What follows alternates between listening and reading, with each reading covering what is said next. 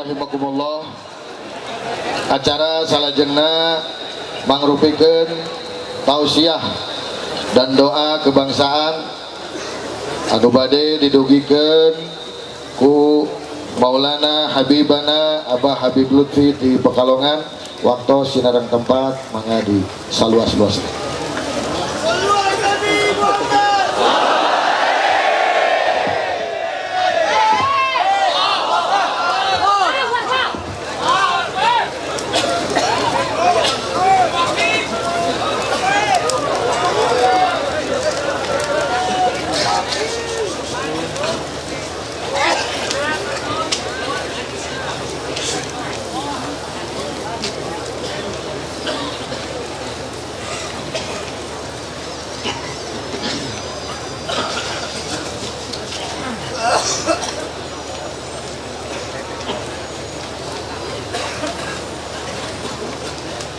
Assalamualaikum warahmatullahi wabarakatuh.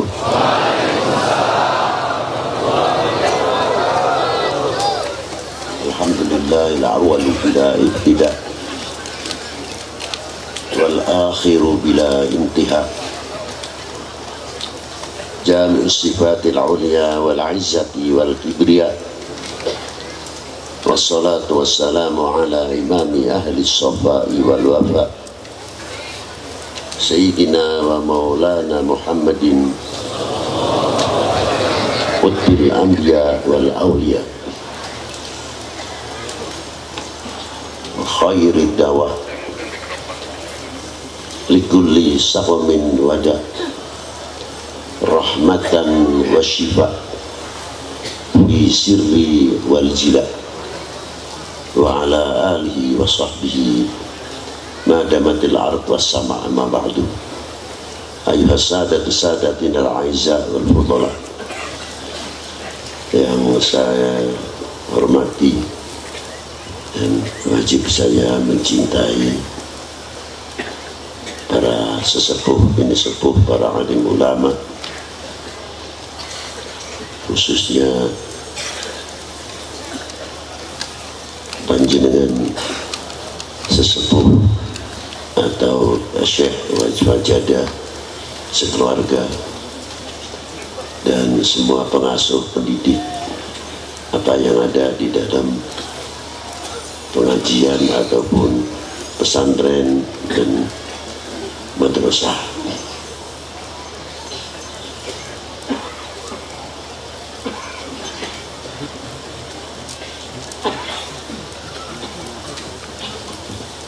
Dan yang saya hormati para pewaris baginda Nabi sallallahu alaihi wasallam serta ahli baitnya sallallahu alaihi wasallam yang wajib kita mencintainya. Maaf apabila saya tidak bisa menyebutkan satu persatu, tidak berarti mengurangi hormat takdim saya kepada para beliau. Dan yang saya hormati bapak-bapak dari Forkominda atau yang mewakili Bapak Bupati, Pak Dandim, Bapak Kapolres, bapak-bapak dari instansi pemerintahan sipil TNI Polri yang selalu saya banggakan, dan yang saya hormati Bapak Pangdam 3 Siliwangi Jawa Barat, dan yang saya hormati yang mewakili Bapak Brigjen Nurul Yakin dan panitia penyelenggara dalam rangka Hall Al-Imamun Al-Ghazali radhiyallahu ta'ala anhu wa qaddasallahu sirrahu. Hadirin wal hadirat rahimakumullah. Saya cuma bisa mengambil dari perjalanan Al-Imam Al-Ghazali bukan sekadar dari manaqibnya saja, tapi ada satu peringatan yang luar biasa untuk orang tua semuanya. kelihatannya sepele, tapi ini tidak bisa dianggap sepele. Di Indonesia saya kagum, ada satu tokoh dan saya ingin bertanya tapi tidak jumpai sama beliau, apa sih rahasianya kok mempunyai anak luar biasa semuanya, tidak satu pun mengecewakan gurunya, tidak mengecewakan kedua orang tuanya. Ini resepnya apa, konsepnya bagaimana? Ini luar biasa. Dan ini contoh yang luar biasa. Seandainya kita mau ziarah kepada aulia ilah yang ada di luar negeri, jauh. Di Indonesia, di Jawa ini saya sering melihat rombongan peziarah Wali Sembilan. Dari Jawa Barat, dari Palembang, dan lain sebagainya. Dan saya sering bertanya, apa sih keistimewaannya ziarah Wali Sembilan? Apa? Ya karomahnya gitu. Ya kita mengambil barokahnya. Ya siapa orangnya yang tidak ingin mendapatkan karomatul aulia wa barakatihim. Sampai di dalam nadam ya Rasulullah salamun alaih, terakhirnya Rabbi fanfa'na min barakatihi batinal husna bihurun. Luar biasa. Siapa beliau yang ada di Indonesia? Al-Imam Ahmad rahmatillah, yang terkenal dengan Kanjeng Sunan Ampel.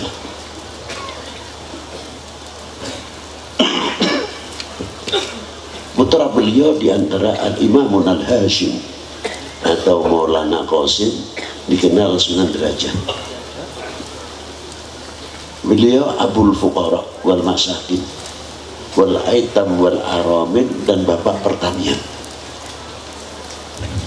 Itu Maulana Hashim, terkenal Kanjeng Sunan Derajat. Yang kedua, terkenal Qutbil Ghawth, Hami Indonesia, Al-Himayah, yang melindungi Indonesia diantaranya, yang terkenal dengan Kanjeng Sunan Bonangnya, Ibrahim bin Ahmad rahmatullah. Yang ketiga, Al-Imam Ja'far Shadiq bin Imam Ahmad rahmatullah, terkenal Kanjeng Sunan Kudusnya. Menantu beliau Dewi Ashiqah binti Imam Ahmad rahmatullah mempunyai menantu Sultan Abdul Fattah Syahid Demak. Jadi jangan kaget kalau sekarang kita duduk ulama umaro itu sudah ketinggalan kalau kita bicara itu. Sudah dari dulu sudah dirintis oleh sesepuh ini sepuh kita semuanya. Satu. Yang kedua, Dewi Aisyah binti Imam Ahmad rahmatillah, istri Maulana Syarif Hidayatullah Gunung Jati. Lalu di antara Al-Imam Ahmad Hisamuddin bin Ahmad rahmatillah, Kanjeng Sunan Lamongan. Terus Maulana Abdul Jalil, tokoh tasawuf yang luar biasa di Indonesia, bin Ahmad rahmatillah di Jepara. Al-Imam Zainal Abidin, Kanjeng Sunan Qadi Demak, bin Ahmad rahmatillah. Semuanya luar biasa. Yang saya kagumi, hebat, yang saya kagumi, karena saya tidak mampu ngukur pun tidak bisa. Ada tidak makomnya Wali Sembilan, makomnya sepi? Ada tidak? Benar? Benar tidak?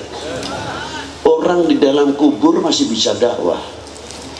Ada tidak orang ziarah ke Wali Sembilan, begitu duduk jaipongan? Ada tidak?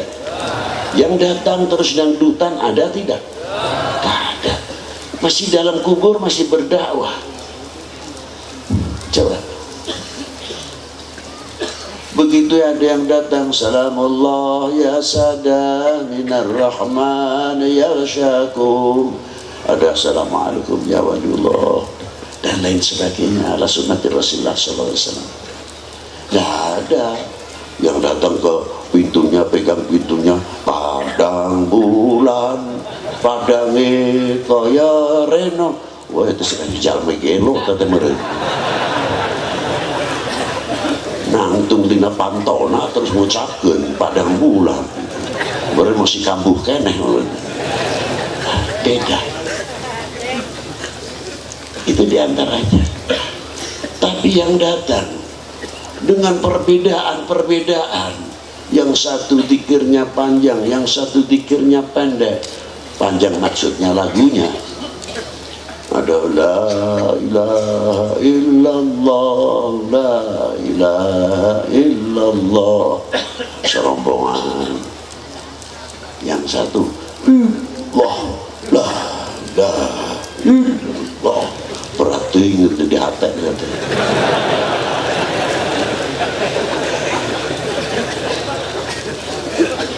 Ada satu yang ngebut, wah, la ilaha illallah, la ilaha illallah, la ilaha illallah. Wah, ya mah susah direm kita.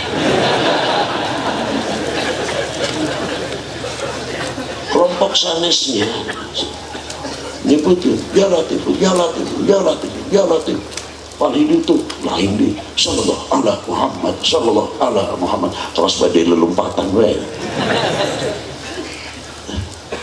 Kau bisa beliau mengumpulkan orang we. Sudah mati 400 tahun, 500 tahun. Sing abdi badai pengajian ini datang ke 50 orang kesisah. Hari jepongan mah cepat. Hebatnya. Jadi lamun mau ingin tahu karomah Wali 9 tidak usah jauh-jauh. Sampai ayeuna masih bisa ngompakkan manusia, merukunkan manusia dari segala lapisan anu sejarah ke Maulana Syarif Hidayatullah sepalih kangge jalma mukmin sepalih henteu. Macam-macam. Yang separuh zikir, tahlil, baca Quran, yang satu lagi rombongan.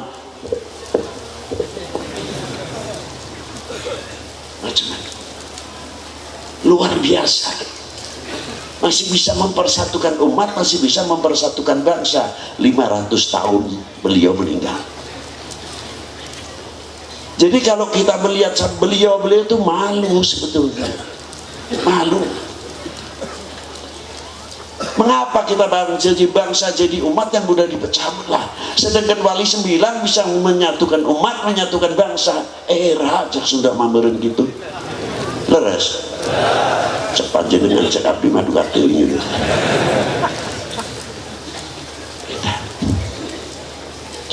Barokahna, rahasiana. Kunaon saya menerangkan Imam Ahmad rahmatillah kembali ke Imam Al-Ghazali.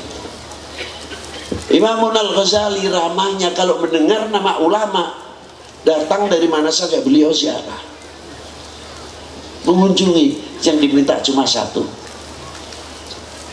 Yai ajengan punten doakan putra putri abdi gaduh putra jadi jalma nu saleh. Itu terutama. Itu perjuangan ramana Imam Al-Ghazali. Coba. Dua yang diminta ulama winal salihin. Akhirnya diberi oleh Allah dua tokoh, Al-Imam Ahmad bin Muhammad Al-Ghazali wa Muhammad bin Muhammad Al-Ghazali. Siapa yang tidak kenal dari ujung masyriq ilal maghrib man huwal Imam Al-Ghazali? Ternyata peranan kedua orang tua sangat sekali diharapkan oleh untuk anaknya. Sebagai apa? Doa dengan generasi penerusnya. Sudah dididik oleh abahnya Imam Ghazali sebelum mempunyai keturunan, sudah yuhibbuz ziyaratus salihin. Sebelum mempunyai keturunan minta doa kepada para ulama salihin. Bukan nanti kalau sudah punya anak baru minta doa anaknya supaya soleh semuanya. Tidak, Imam Al-Ghazali namanya. Sudah menempatkan seorang bapak selaku bapak. Bukan menempatkan menjadi bapak kalau sudah jadi bapak. Menempatkan seorang ibu setelah menjadi ibu, tapi sebelum dipanggil ibu sudah menyiapkan dirinya menjadi ibu. Sebelum dia menjadi bapak sudah menempatkan dirinya menjadi bapak. Luar biasa. Bagaimana menanamkan kepada regenerasi yang akan datang sudah ditumbuhkan mahabbatil bil ulama. Luar biasa. Ini satu contoh. Setelah saya pelajari, ada satu hadits yang apa sih rahasianya keperangan ulama lebih pentingkan sekali. Dawuh Kanjeng Rasul sallallahu alaihi wasallam. Ini peringatan. Apa peringatannya? Bila mana umat ini sudah banyak lari dari para ulama, khususnya ulama yang bisa dijadikan contoh. Dijadikan apa? Itu yang penting. Menjadi suri toladan. Ya tala'la wujuhim bin nurillah. Mukanya bercahaya, ya tabassam, senyum, luar biasa.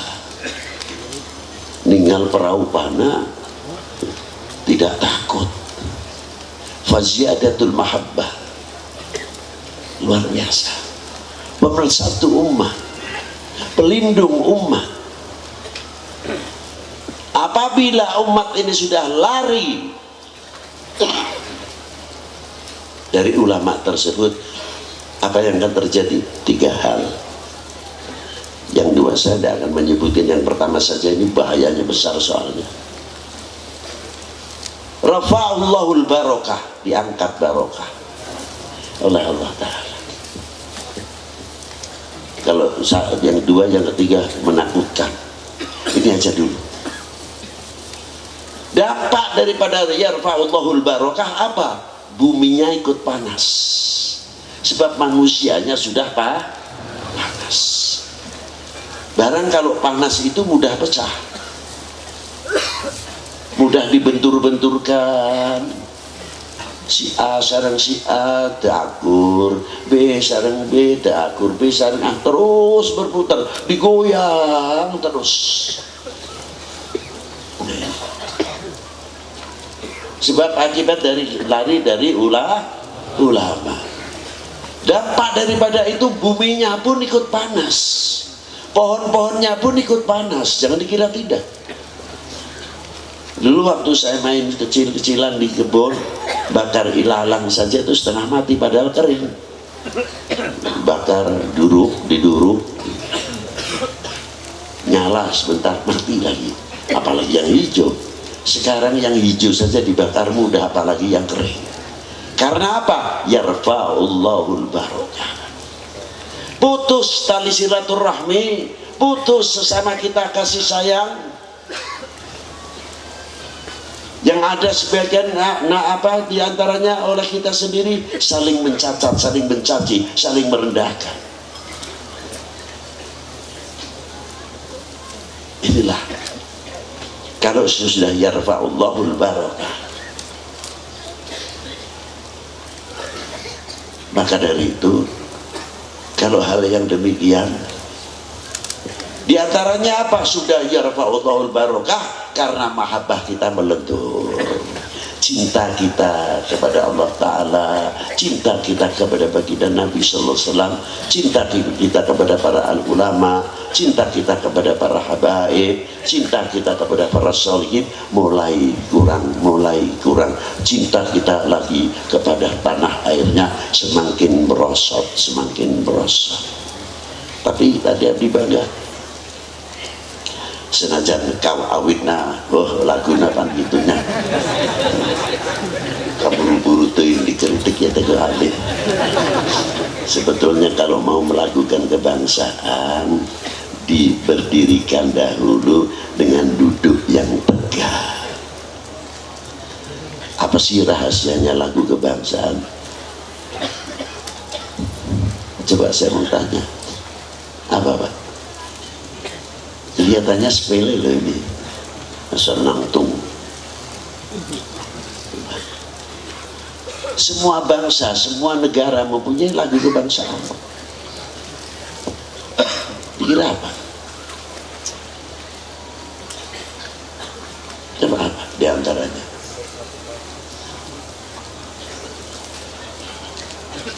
Mana yang muda itu? Apa?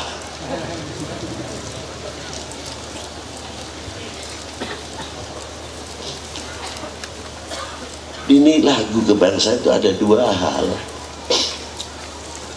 Yang pertama pernyataan, yang kedua ikrar, bukan sekadar lagu. Punten. Dan dituntut setiap anak bangsa untuk merasa memiliki handarbeni kepada bangsa dan republik ini. Kalimahnya tidak menggunakan kita, tidak menggunakan kalimatul jama', kami, bahkan mufrad. Setiap anak bangsa dituntut, Indonesia tanah airku. Apa tanah air kita? Cak, tanah airku apa tanah air kita? Indonesia tanah airku. Tanah tumpah sejauh mana panjenengan mengakui bahwa Indonesia ini tanah airku, atau basa-basi, atau karena lagu seremonial? Jawab.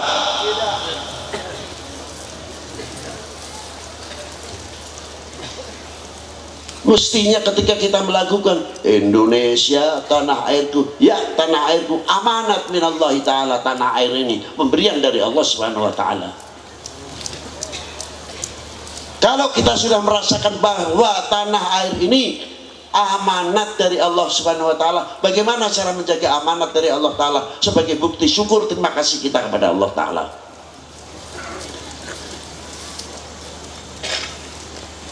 Makanya ketika kita mengucapkan Indonesia tanah airku, tegap tunjukkan kita memiliki, kita merasa handarbeni. Bukan asal lagu saja memiliki dalam lagu Indonesia tanah airku, tanah tum nu ngaroko makeke ngaroko, nu ngobrol kekewe ngaroko, mentana dihormatan, ngahormatan karena bangsa nyalira, ente ngahormatan komo bangsa lain. Betul? Jangan merasa minta dihormati orang lain dahulu, menghormati dirinya sendiri nggak bisa. Nah, tunjukkan kewibawaan tanah air kita, bangsa kita. Indonesia adalah bangsa yang besar, aulianya, ulamanya, apalagi kalau kita berbicara kesuburan, udah itu hebat. Makalah yang fanatiklah menjadi bangsa Indonesia luar biasa. Habib Lutfi benar, turunan Arab, turunan Sayyid Kalur, itu mah turunan, tapi kebangsaan Habib Lutfi orang Jawa, Habib Lutfi turunan Sunda ongkok. Loh, dari mana Habib kok turunan Sunda? Kakek saya lahiran Palimanan, pun buyut abdi namina Nyai Marina, turunan ti Banten, Sunda sanes. Nah, darah Nabi itu ada Sundaan.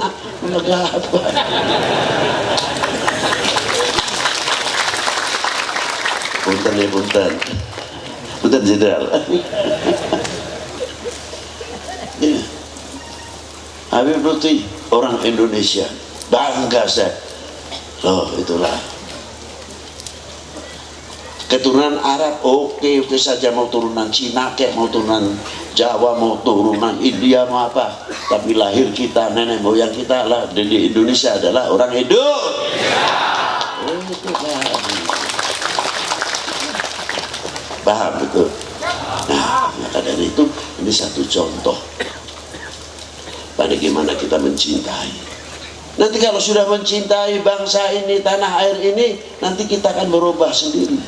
Apa di antara bagaimana cara memajukan ekonomi ini?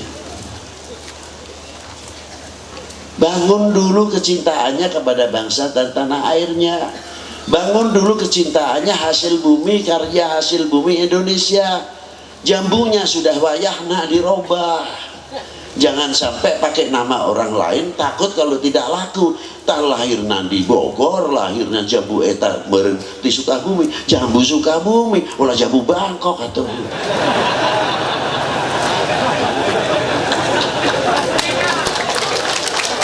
Betul nggak? Coba kalau kita fanatik, jambu mana Pak? Indonesia, Sukabumi asli. Wah hebat, suka besar-besar gitu. Lah ini besar dikira punya sampean saja. Ya kita hebat. Iya kates mana? Kates Bogor, kates Betawi, lain California tapi itu. Kates California. Seumpamanya tidak pakai nama-nama itu takut gak laku. Aneh bin ajaib. Tapi orang mempunyai kefanatikan yang luar biasa. Kates Indonesia, jambu Indonesia, lele Indonesia, pari Indonesia. Makanya saya setuju sekali dengan ketahanan pangan yang sekarang. Untuk meningkatkan apa? Meningkatkan hasil ekonomi dan meningkatkan merasa memiliki kepada Republik ini.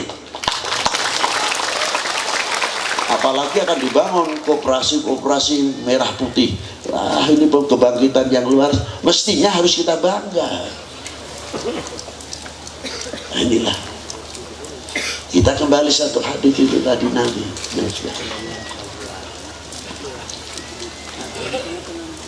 Apa dawuhnya Rasulullah ketika turun ayat qul in kuntum tuhibbunallah fattabi'uni yuhibbukumullah.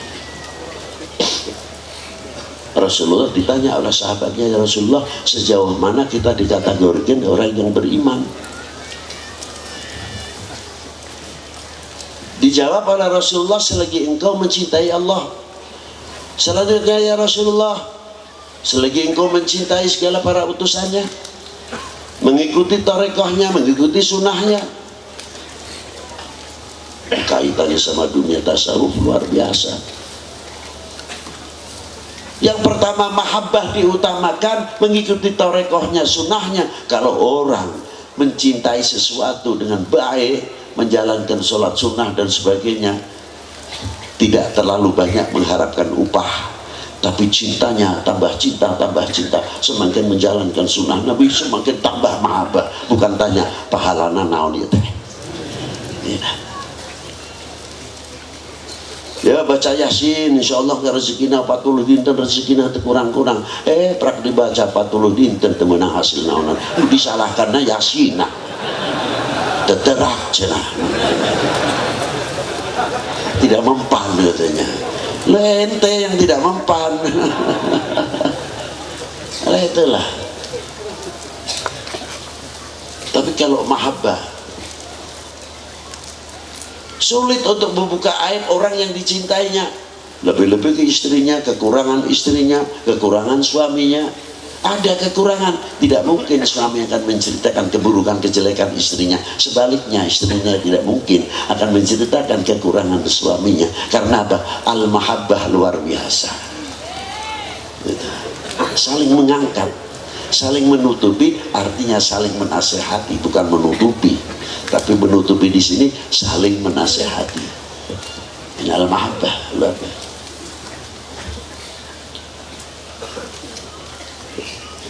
Maka dari itu diteruskan oleh Rasulullah, waliyatawafatun nas fil iman ala qadri tafawutihim fi mahabbati. Kadar bobot iman seseorang adalah tergantung kecintaannya kepada aku. Ini kalau berkembang luar biasa. Cintanya kepada Rasulullah, Rasulullah mengajarkan cinta pada cinta tanah air, dikira apa? Coba dikembangkan mahabbah. Sedangkan orang yang tidak suka dengan adanya ketentraman, ketenangan, bagaimana khususnya supaya Indonesia mundur, Indonesia tidak bisa membangun, Indonesia selalu ketinggalan. Bagaimana caranya? Diputer makna itu. Kadar bobot iman seseorang tergantung cintanya kepada aku, sabda Nabi.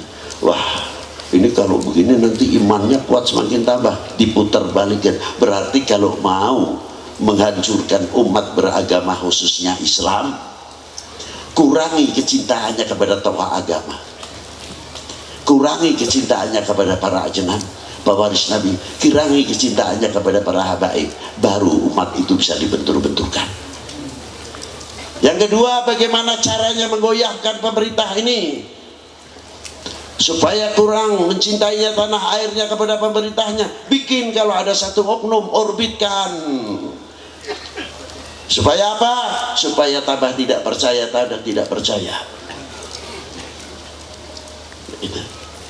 Nanti kalau sudah tidak percaya, makin tidak percaya, bangsa ini mudah dipecah belah. Saya mau tanya, bisa menjawab? Tegas jawab ya. Wahai bangsaku yang kubanggakan, relakah negerimu ini terpecah belah? Wahai bangsaku yang kubanggakan, relakah negerimu ini umat terpecah belah? Tunjukkan kita pemersatu sebagai umat Islam. Tunjukkan kita pemersatu sebagai umat Islam. Kitabnya Imam Ghazali yang mengajar, yang belajar, bukan kita saja, Eropa pun mengagumi terhadap Imam Al-Ghazali. Loh, itu hebatnya. Ma'asyiral muslimin rahimakumullah. Kehebatan Imam Ghazali dari ramanya. Mengapa saya tahu? Kalau Imam Ghazali sudah ma'ruf lah, orang-orang sudah tahu kok. Tapi yang tahu bapaknya siapa, gitu loh. Makanya adanya di hatur nuhun ke ajengan Bajada ayah kholna Imam Al-Ghazali, alhamdulillahirabbil alamin. Moga istiqomah semakin syiar.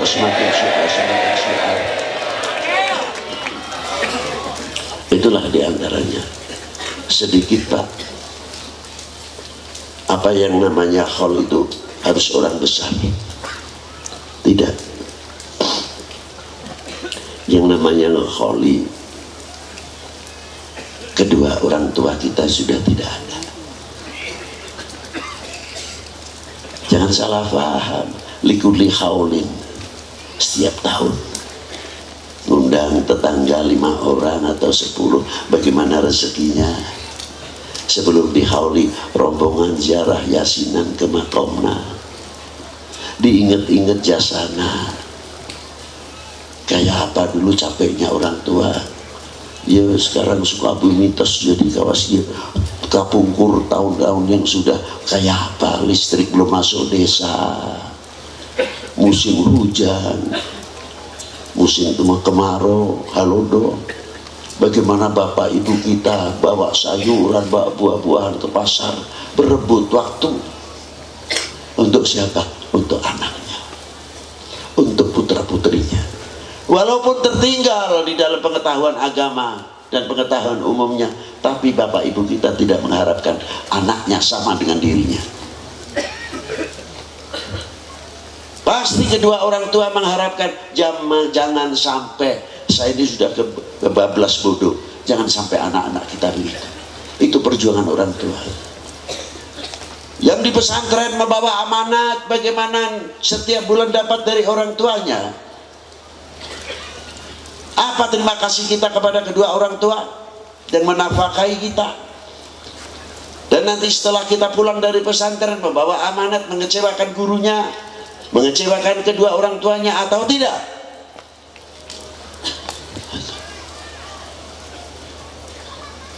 Orang tua kita makan enak, ingat sama anak.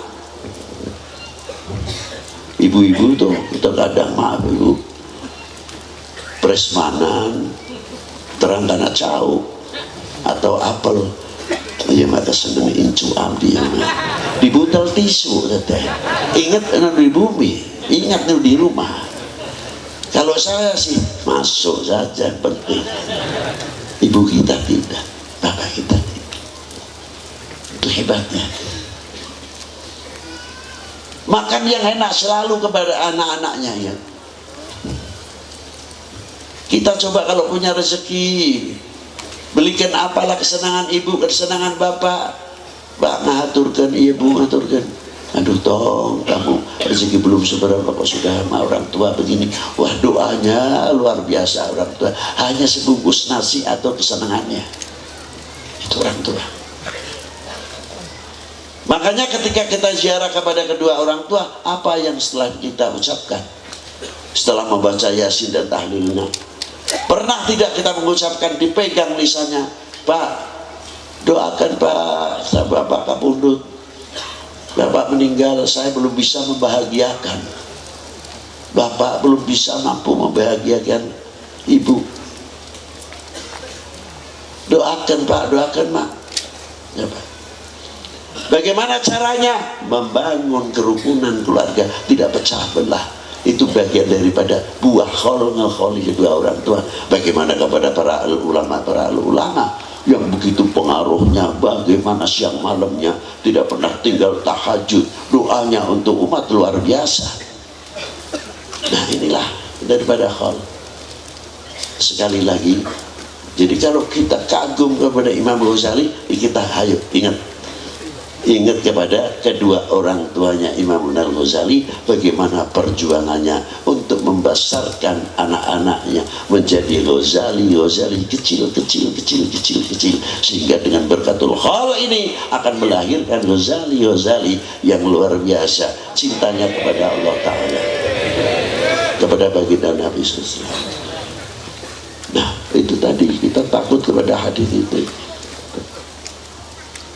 Makanya kalau sudah mahabbah ini diputar balik, bagaimana kembali lagi tadi ya, bagaimana cara menghancurkan agama, menghancurkan bangsa ini, ayo dikurangi mahabbahnya.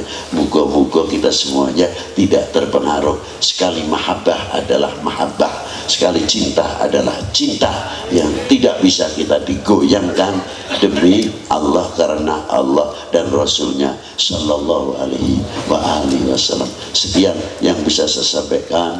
Semoga Allah Ta'ala memberikan kemanfaatan kepada kita semuanya. Allahumma salli ala Sayyidina Muhammad wa ala ali Sayyidina Muhammad salatan amanal biha li ummati Habibur Rahman minal mihnatin wal imtihan wa minal fitnati hadha zaman wa bala fid din wa zawalil iman wa jamil amradi zahiran wa batinan ya Hannan ya Mannan ya Qadim al-Ihsan ya Hannan ya Mannan ya Qadim al-Ihsan ya Hannan ya Mannan ya Qadim al-Ihsan. Allahumma salli ala Sayyidina Muhammad wa ala ali Sayyidina Muhammad salatan la tukhrijna biha yawma yub'atsun yawma la yanfa'u malun wala banun illa man atallah biqalbin salim. Dan doakan para sesepuh, khususnya Yai Ajengan Wajada dan tokoh-tokoh yang lain, diberikan kesehatan dhahiran wa batinan, semakin sehat wal afiyah, semua santrinya ilmunya manfaat di dunia wal akhirah. Tapi jangan tinggal, kuncinya mendapatkan ilmu manfaat cuma khidmah kepada guru, khidmah kepada, itulah pangkatnya aulia-aulia yang besar-besar, mendapatkan darjah itu min barakatil khidmah. Yang pertama kepada guru, yang kedua kepada birrul walidain. Demikian yang bisa saya sampaikan. Wassalamualaikum warahmatullahi wabarakatuh.